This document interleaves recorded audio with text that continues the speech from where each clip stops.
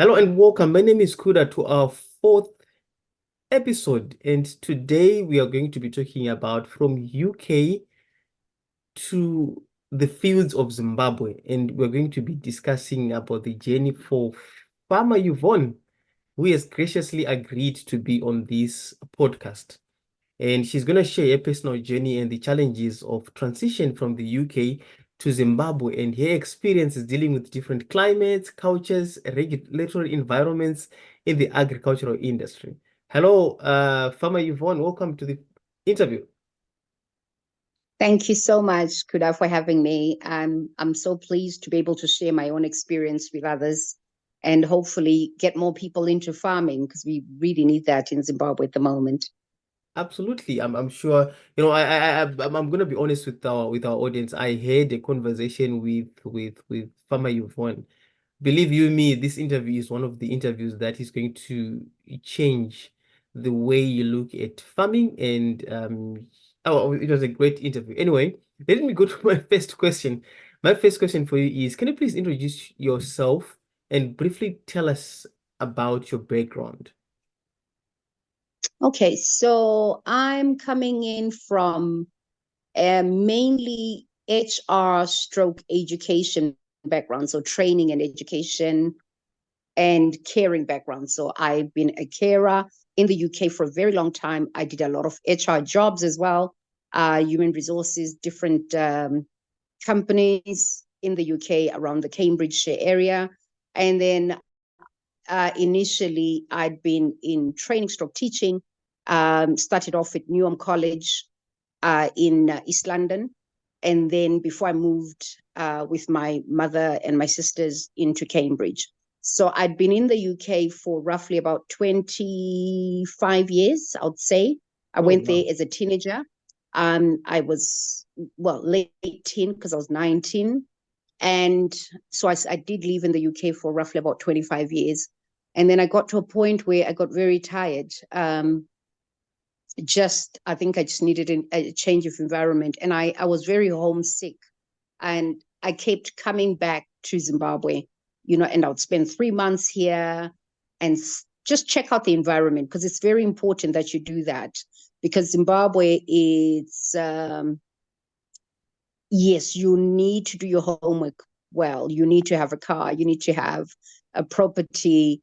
You need to have the very basics. Yeah. So if you can have your solars. So I needed to know what I needed to have and what I needed to finance myself before coming back. So I did that for a couple of years. And then because I'd done my first degree in English and linguistics, but I thought, okay, let me go and do a master's in something agribusiness, something related. So I went to, initially I'd met somebody who had said to me, Yvonne, if you really want us to take you serious, you need to go to Cirencester and to the Royal Agricultural University because that's where we send a lot of our children. And this guy had been a commercial farmer for years, for about 50 years here in Zimbabwe. And so I did apply to go to Cirencester. And yes, I did meet a lot of commercial farmers' children there. And they were the next generation that would take over their father's farms. And yes, so that's how I started. That's really my background into farming. Yeah, go ahead. Okay. And then what did I do? So I made that move from Zimbabwe, from the UK after I'd done the training, because my thesis was on beef production in Zimbabwe, what had changed because our national herd as a nation had gone down and, we were one of the best beef countries. And then we'd been overtaken by Botswana, South Africa, and Namibia. And I just thought, where have we gone wrong? But obviously there's a lot of things that had gone wrong. And that's what my research was on. So I came back during the time when I was doing a master's. I was very fortunate. I had loads of funding. So I came back to Zimbabwe to do some research, met a lot of farmers, and they gave me their own background, their own experiences, during the interviews. And I thought, I think I could live here and I think I can do something. But when I arrived in Zimbabwe, initially I thought I was going to be a flower grower stroke cattle ranger. Yeah. Oh, but my goodness, you need to know what you'll be doing when you get here and the sort of land that you've got. That's very important. So I think I had a textbook idea of me being a farmer, what I want to do. So I knew what I wanted to do, but it's a different environment as soon as you get here. It's a different climate. Okay, you want to grow flowers, but how do you get to Harare if you're somewhere like where I was in the Midlands, and I'm still in the Midlands, but I was on a different farm, which was so far away from town. Just to get into Kwekwe, it would take us nearly 2 hours. So how was I going to get those flowers into Harare, into a cold storage, for them to get to then fly to wherever I wanted them to fly to. So that changed my mindset when I arrived. And then also, what was the other thing? Yes, I arrived on this farm that I'd been told, come, we've got 500 hectares, but there was nothing. And I thought, oh my goodness, this is in the middle of nowhere. What am I going to do now? There was no house. There was no toilet. And I thought, I can't go into the bush. How am I going to take a bath? How can a UK girl get in a bush? Well, it wasn't even a matter of me being a UK girl, but I thought, okay, I roughed it up a few times. And I sort of like grew up in a farming environment. My grandmother was a great farmer. Okay. So I'd grown up in a Makaya Kumusha background. Yeah. Over the holidays, going there as a child. Mm-hmm. But I'd lived also in the UK for 23 years, so I was used to a little bit of comfort, and you want to be comfortable. And I think that's what a lot of Zimbabweans, especially that are in the diaspora, they want that comfort. So it doesn't matter whether you're coming from Australia or England or America or Canada, you want to be comfortable because you are used to those comforts. Okay. And I thought, okay, I'll look for a caravan. So initially my thoughts were, look for a caravan. I'll get the guys to stay in some, those wooden cabins that they sell here for $150. Yeah. So I thought I'll get those, and then the boys will be safe. Sorry, this is my team, that is. So they're not boys, but they're men. Yeah. But I call them boys. So I thought I'll get my team to stay in those wooden cabins because a lot of them didn't have wives. So they were in their 20s. But it didn't work out. There were so many animals. We had loads of elephants. We had loads of wild pigs. And I just thought, this is not going to work. Yeah, it was a lovely farm, 500 hectares. I can imagine a situation whereby you're getting in the bush that is that big and there's no house, nothing, and you're just putting your cabins and then there was no well water. So even if there was a well where I thought I could put a tablet, sterilize the water that way, there wasn't even a well. There was just a dam, which was fantastic. At least there was water there. But you still need clean water. You still need shelter. Those are very basic needs. So that was a no-no for me. And I thought, okay, let me make money somewhere and then I'll come back. Okay. Yeah. So now, like I told the audience that Farmer Yvonne's story is one of the stories that is going to shape the thinking of your farming. I mean, you spoke quite a lot of things. So you spoke about some challenges, and right now you're thinking about this is the biggest challenge that you had when you wanted to start, and then you realized that you don't have a very good capital. What were some other challenges that you started first when you were getting started with farming in Zimbabwe, besides capital injection and what you wanted to do? Yes, so I initially didn't have capital. I had very, very little capital with me. So that was one. Number two, I needed a 4-wheel drive. I thought the car that I bought in the UK, I bought an L200. And then somebody said, no, that's not a 4-wheel drive. It's just a 2-wheel drive. It's not high enough. You need something that's really high because the roads infrastructure here is very poor. So you definitely need a 4-wheel drive. So a lot of people, if you live in town, it's fine. You can buy, like what they call them shikas, the new little Honda Fleets or whatever. Yeah, the small cars.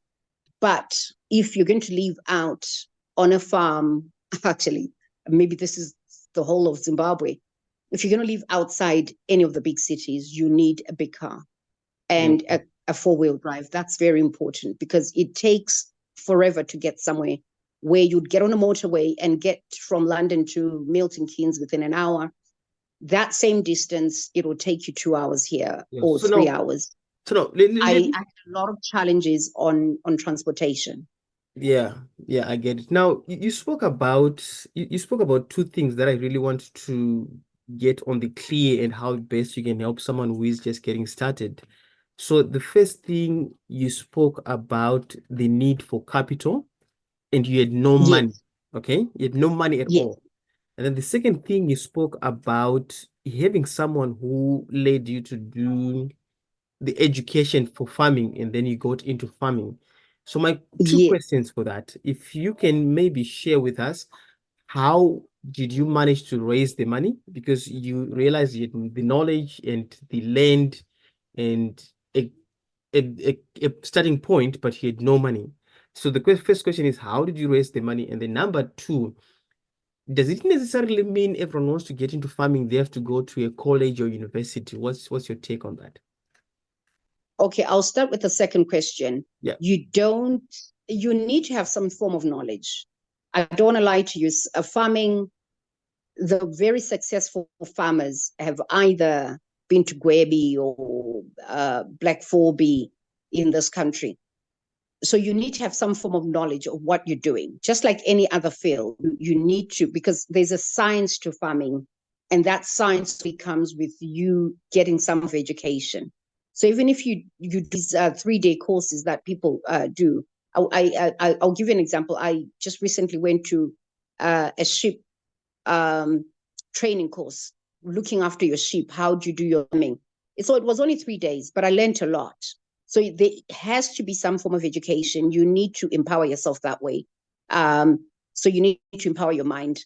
But also, how do you start without capital? You start off small without capital. You need to have at least the basics to be able to buy, to have your fuel. You need to be able to till your land. So whether you're going to use cattle or you're going to be on your homestead, like ama homesteads ekhaya lana, my homesteads ekumusha. You need to have those. So if somebody can give you 6 hectares, because Zimbabwe, that's the good thing. You're given 6 hectares. Everyone, ekhaya, is given 6 hectares. So you can start off on that piece of land that does not cost you anything. And we've seen it over. There's so many YouTube videos of people that are doing something on their homestead. So you start off there. I was fortunate in that I had an uncle that had land. So he's the one who had given me this 500-hectare farm. And he had said, come, but obviously he hadn't developed the land. And then I left that place because I thought, I can't stay here. I asked him, can I go somewhere else where I can start immediately? Because it was during the rainy season. So I left that place. He had a friend of his. And I'm telling you, because this is the story all around Zimbabwe right now, at least in the Midlands, I see a lot of that's vacant. And I keep thinking, I wish somebody who was passionate about farming could just come, approach this family and say, can I do something on this land? Can we go into a joint venture? That's what it's called here in Zimbabwe. It's not called renting the land, but it's called a joint venture because there are people that got this land, especially after the land reform in 2000, that don't have the resources. Some of them don't have the knowledge, and some of them live in town. So there's a lot of land. You drive around, you see pieces of land that used to be farms that were productive, but now they are farms that are sitting because people don't have the finances. The economic situation in Zimbabwe is very difficult. So you find that a lot of these families, that generation where maybe their father was the one who was initially given land, he's now died, and then the children have taken over. And maybe none of the children is passionate about farming. Because so the story is very mixed. So you approach those families and say, can I come and do something on this piece of land? So I obviously had this uncle of mine. He had 500 hectares. He had a big dam, but there was no structures, no infrastructure. So we went to his friend. He gave me a piece of land, about 100 hectares. And then I cleared that within, I think it only took less than a week. we cleared about 20 hectares, which was a lot when you start clearing land. And then when we cleared this land, I think that first week, I mean, it was very good rainy season. I actually planted maize, sunflower, and sugar beans. And I was given, believe it or not, I didn't actually, the only thing I bought was the maize, but everything else in terms of the sunflower seed and the sugar bean seed, I was given for free. And I was incredibly grateful because I didn't have any money, but people had said, oh, I've got, so many bags. And for sunflower, for example, you don't need that much. If somebody gives you just 5 kg bag of sunflower, good seed, you've got enough for a hectare. So at least that's your starting point. And I was given a 50 kg bag of sunflower seed. So that was quite a lot. Yeah. I didn't even use all of it because I only had 20 hectares because I'd already put 5 hectares of maize. And then I'd put, I think, another 10 hectares of sunflower. And then I had 5 hectares of the sugar beans. And the sugar beans I was given by this farmer, he said to me, this is actually sugar beans going to be used for the next season, but make sure you look after your sugar beans well. And then you propagate it so that you'll have enough sugar beans to then plow a bigger space for next year. And that's how I started. So Absolutely. you can So now, sort of like start without finances. Yeah, go ahead. But you need to know. So I was going to say, you can sort of start without finances, but you need to know people. There's always somebody who's willing to give you some form of seed. I mean, I just remember even growing up, my grandmother used to have, they would exchange barter trade on Infe. I don't know what it's called in Shona. I think it's called, I don't know actually. It's like sugarcane, but it's a thin one that you get in the fields, and it just grows wild most of the time. Or sometimes they put the seed. Yeah. Infe, it doesn't. Yeah. So I understand you kind of had created a network of farmers around you, or a support system. And how important is one having that, especially when one is getting started? I joined a lot of WhatsApp groups. Okay. Believe it or not, using social media helps. Facebook. So I knew farmers, a lot of farmers who were in different parts of Zimbabwe. So I would get in touch and say, I'm looking for farmers around that are very successful around the Midlands. And then people would say, oh, speak to so and so, speak to this person. And so that's very important. You need to, like anywhere else in the world, you will network. It's important for you to network. And then I went to the agriculture show the following year because when I'd arrived, it was rainy season, so there was no time for me to go to the agriculture show.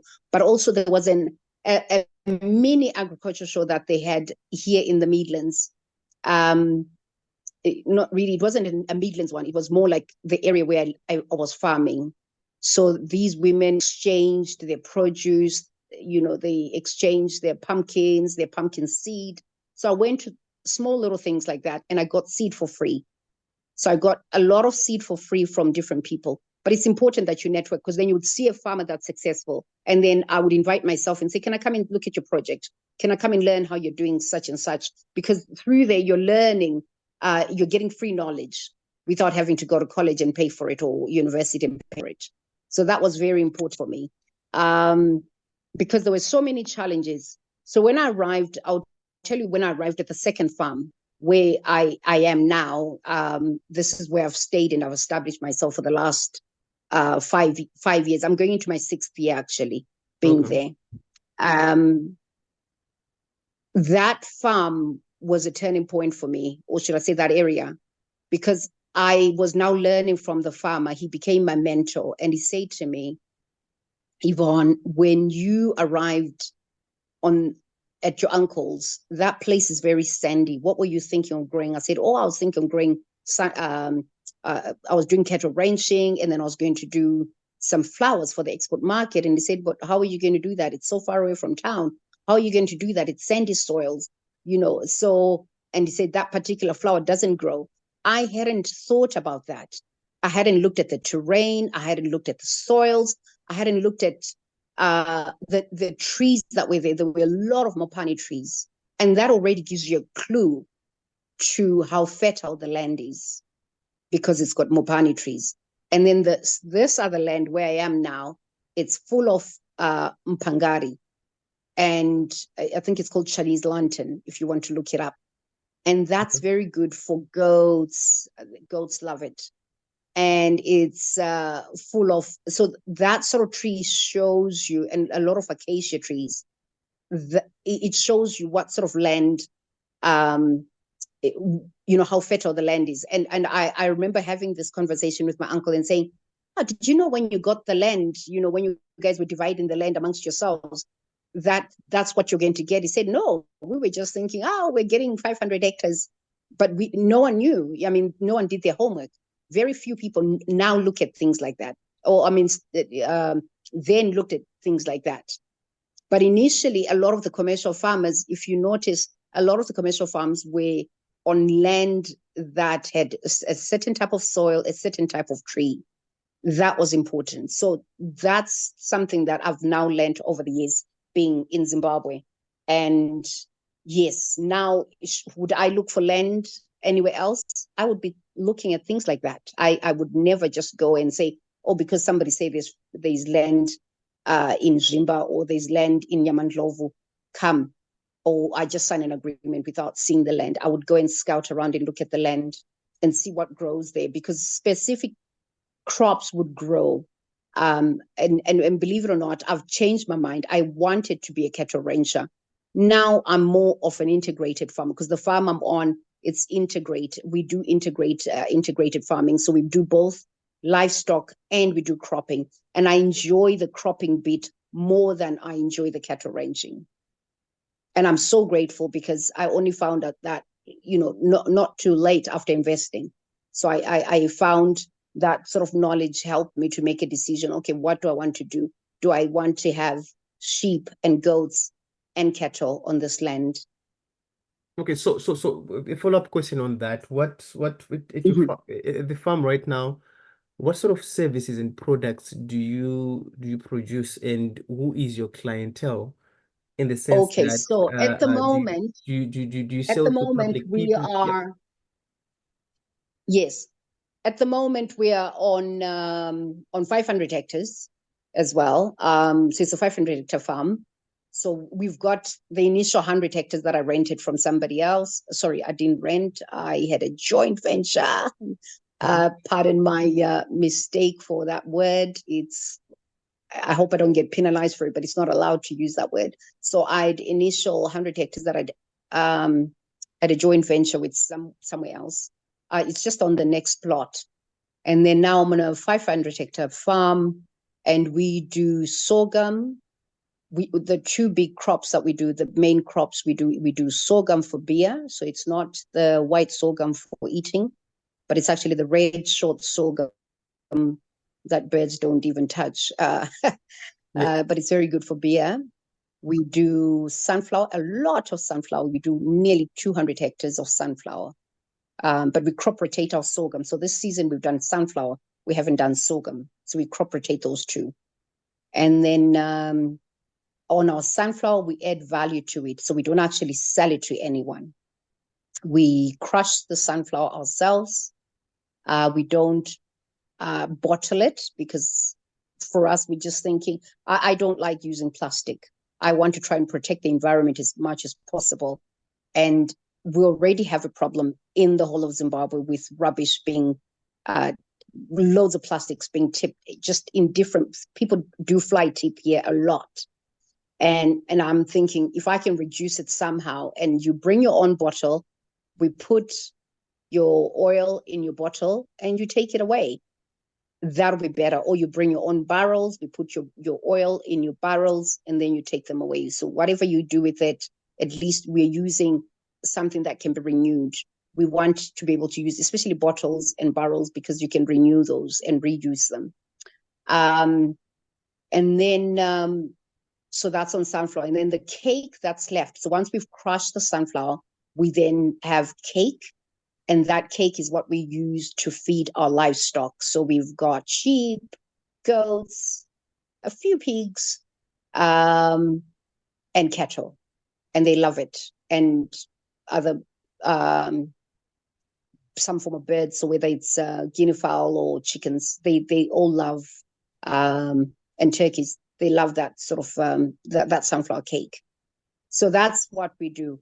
And then in between, so those are our two main cash crops, where we wait until November to plant. But in between, throughout the year, we grow potatoes and we grow onion and a bit of sugar beans as well.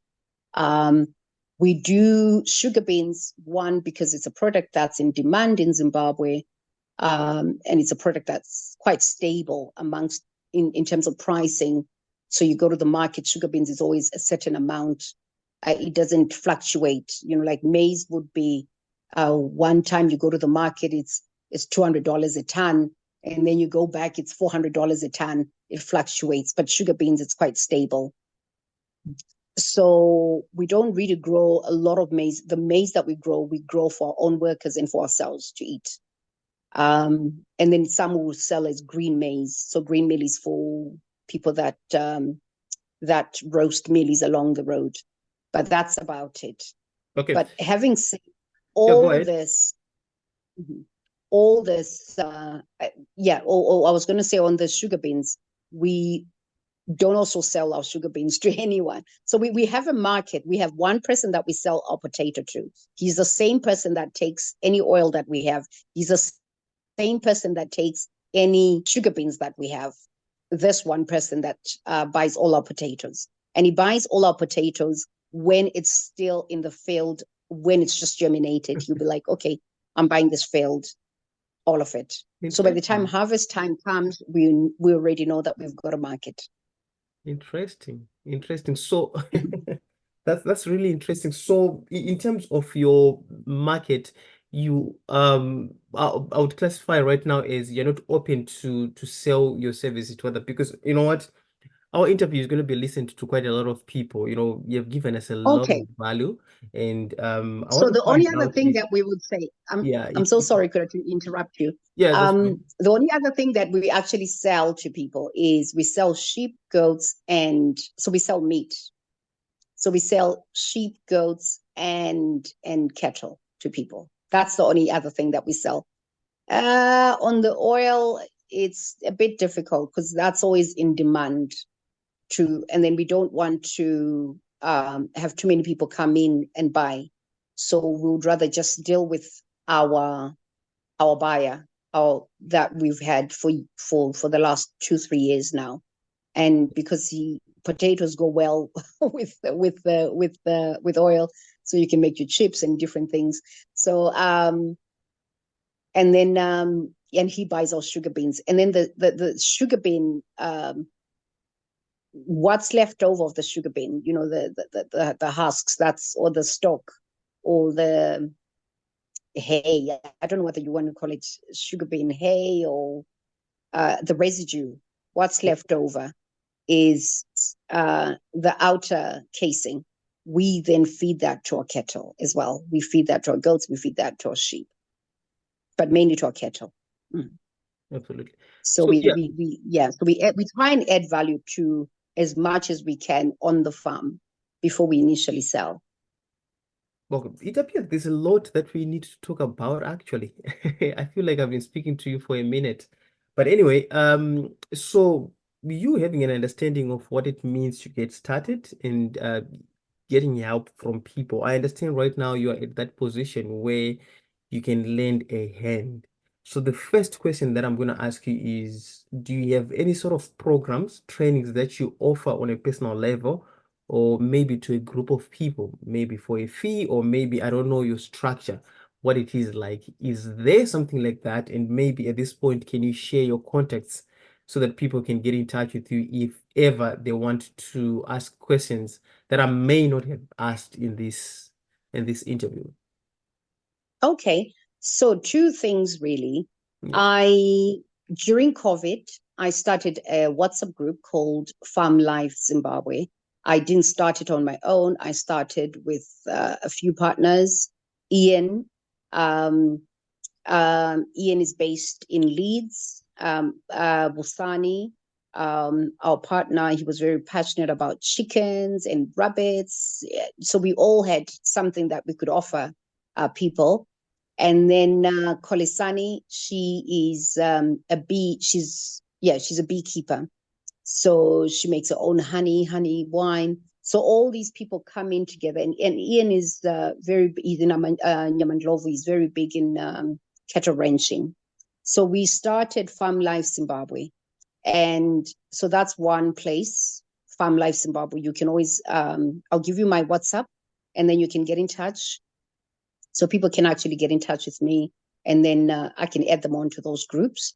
That's one. Number two, on the farm itself, we have now opened it up. I had a lot of interest, especially for people in the diaspora, saying, "Can I come and visit your farm? Can we come and see what you're doing?"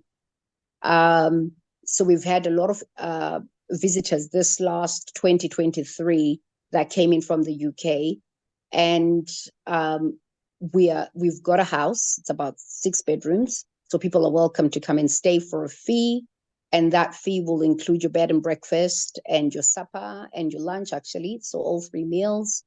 And then you can come in and stay with us for 2-3 days, just for you to see how a farm works, and then see whether it's for you or not. Yeah. So we have groups that come in, especially during the December holidays. We had a lot of groups that came in. But yes, it's for a fee, and people can still get in touch with me on WhatsApp. So I haven't finished creating a website. I'm hoping I will have help on creating a website so that people can see both the farm life and then also come in for a visit and just to see a working farm. I'm very interested in passing on knowledge to the next generation. So I love when young people that are in the diaspora, I think because I understand them better, being a former teacher, I love it when young people come to the farm, and young people that probably I can speak their language because, one, they've lived in the diaspora. Our children from the diaspora are different from the children here. There are certain standards that they expect. There are certain questions. They're not afraid to ask questions. And I love that about them. Yeah. Whereas children in Zimbabwe are more reserved. And there's nothing wrong with that. I think it's good. But I love the curiosity that our children have. And I want to be able to pass on. So if somebody's got a child out there that's very interested in farming, yes, please let them come. Put them on a plane. We'll pick them up from Harare Airport. They'll come stay with us for the summer holidays and see what it's like to actually live on a farm itself. So yes, I'll my contact details, because I haven't got a website yet. It's Yvonne, everyone calls me Auntie Yvonne from Kwawatson, and it's it's a +44 number. I use a WhatsApp a +44 because I sell a lot of meat to a lot of diaspora people. So it's +44. And then it's 7. Oh dear, I'm even forgetting my own number. 1 minute, please. Okay, is What's it my like that you're WhatsApp communicating with me on WhatsApp? Yes, please. Okay. It's because I've just gone into my mind just froze and I can't remember my own number. Yeah, that happens. I do that sometimes as well. Ah, So the number is, let me just, yes, it's please. +44 Mm-hmm. 7365 98 Yes. 0330. So I'm going to repeat Yes, that that's again. it. It's +44 7365 98 0330. And then what I'm going Yes, to do that's is it. that to all the people that are listening, we have created a classified website. So on this classified website, what we are doing is that we are putting all the guests that we are inviting there. They will have a page of their own where they can showcase what they selling, or you can connect with them. So all the guests are going to be there. And if you're listening to this interview, you're also invited to be one of the people that can be listed on our website as well, because we need to create an ecosystem of business exchange or contact exchange. So I understand that some don't have websites and don't have a very good social media presence, but we can handle that for you. So below this interview, there is a link that you take